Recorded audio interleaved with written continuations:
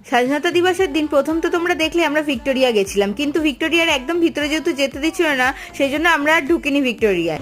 সব বন্ধ, বেকার বেরিয়েছি রাস্তা দিয়ে, শুধু মিছিলের মতন হেঁটেই যাচ্ছে আর হেঁটেই যাচ্ছে হেঁটেই যাচ্ছে। তারপর অনেক আশা নিয়ে এসেছিলাম নন্দনে। এখন আমরা দাঁড়িয়ে আছি নন্দনের সামনে, এখানেও ঢুকতে দিচ্ছে না, ভিক্টোরিয়ার ভিতরেও ঢুকতে দিচ্ছে না।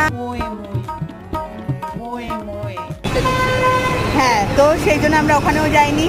যখন থেকে বেরিয়েছি গত ঘন্টা দেড়েক ধরে আমরা শুধু হেঁটেই যাচ্ছি। অযথাই আমাদের ময়দানের দিকে যাওয়া হয়েছিল, কোথাও তো ঘুরতে পারলাম না। তারপরে আমরা চলে আসলাম আমাদের মেনকা হলে, কারণ ওখানে আমাদের মুভির টিকিট আগে থাকতেই কাটা ছিল।